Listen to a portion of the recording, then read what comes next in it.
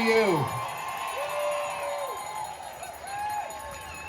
You know, you expect a politician to come up here and say sweet things, but Jim tells it like it is.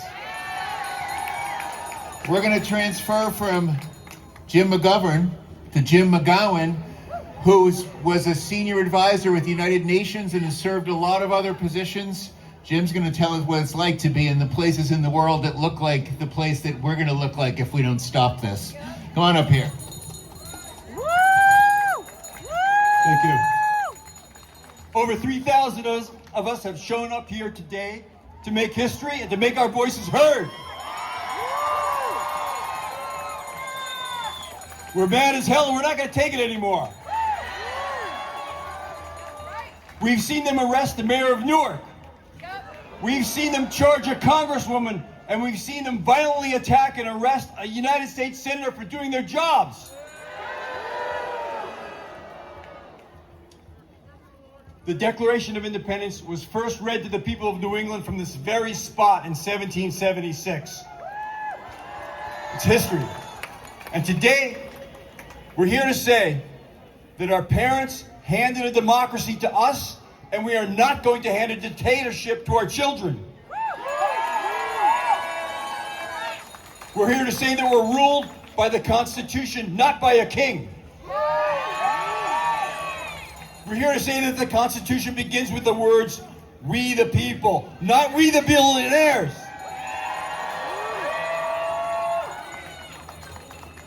We're here to say that we're the ones who like to teach people to read, not burn books. We're the ones who heal people, not make them sick. We're the ones who bring people out to vote, not the ones trying to stop people from voting. And we're here to say that we're not only going to fight fascism and win, but we're going to come out of it stronger and more resilient to criminals who want to be kings in the future. It's not going to be easy. It's not going to be easy at all. But the framers fully expected that domestic enemies of the Constitution would emerge one day, and they made it our sacred duty to defend it from them. Now, that moment has arrived. The Republicans in Congress are letting Trump violate the Constitution and our basic rights in any way he wants. And by the way, I don't even want to say his name. So I'm going to use a word jumble to turn the letters of the name Donald Trump into Lord Dampnut. So when I say Lord Dampnut, you'll know who I'm talking about, right? It fits him. So yeah. Lord Dampnut's presidency should have ended when he turned the White House into a cryptocurrency platform. It should have ended when he started disappearing people off the streets. And it should end now because of the crises and chaos he's creating to push through his Nazi agenda in LA and everywhere else. Now, our only way out of this dystopian dumpster fire is by throwing his MAGA cult out of Congress in the 2026 midterm elections. Remember, it used to get me so pissed off. Yeah, only I can fix it. He said, well, right now only you can stop the march of Lord Dampnut's criminal regime by exercising the right to vote that so many Americans have fought for and died for. Your right to vote. But we're in a fight. We're in a fight now because MAGA has launched a full-scale attack on your right to vote. That's their whole strategy. That's how they plan to make America into a fascist dictatorship and never leave power.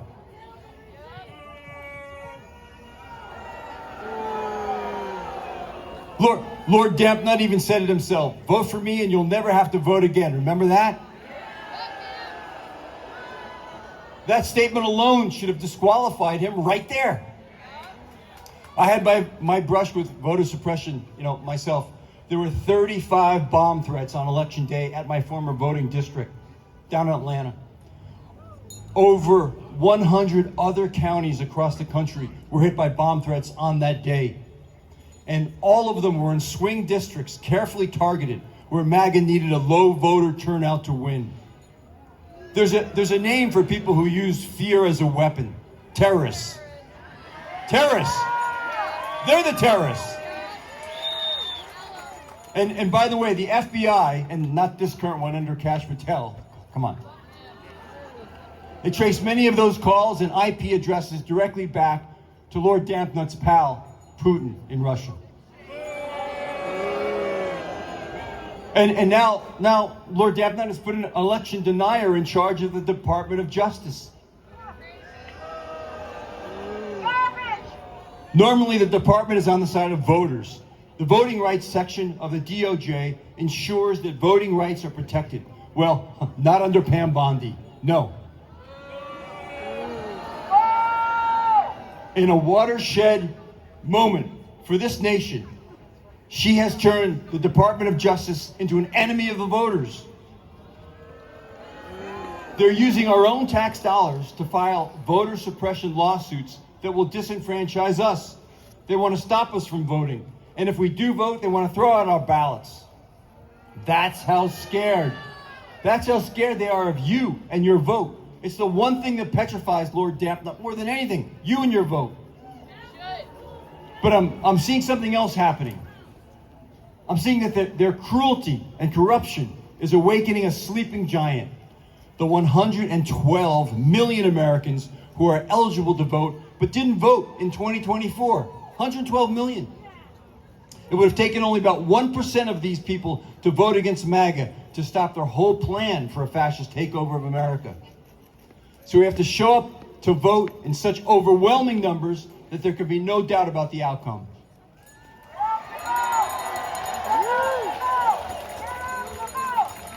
You will make the choice whether to live as free people under the rule of law in a democracy or as slaves under the whims of a dictator.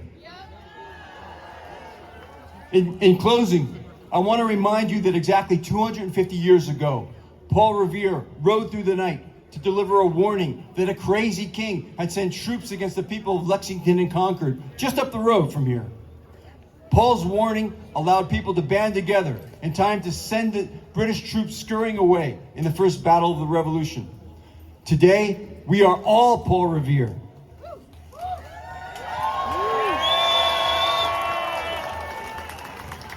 And we're delivering a warning that a madman who wants us to think he's king is breaking the Constitution, taking away our basic rights, and destroying the nation systematically, breaking it up for parts and trying to sell it off.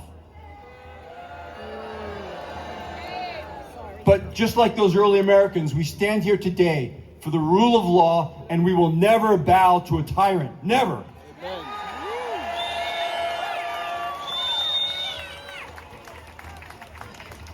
We will protest peacefully without giving Lord Dampnut the violent footage he needs to sow further division and justify a dictatorial takeover. We're not going to give it to him.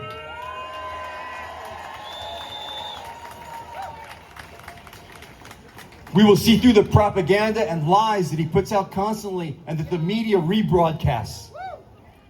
We need to remain determined and unified against hate and bigotry through the months ahead. As Aretha Franklin said, we're going to rock steady, baby.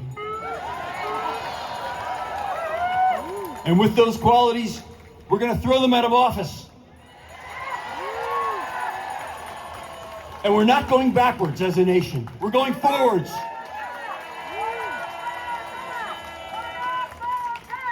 We're going to break the spell of trickle-down voodoo economics that has turned millionaires into billionaires and the working class into the working poor.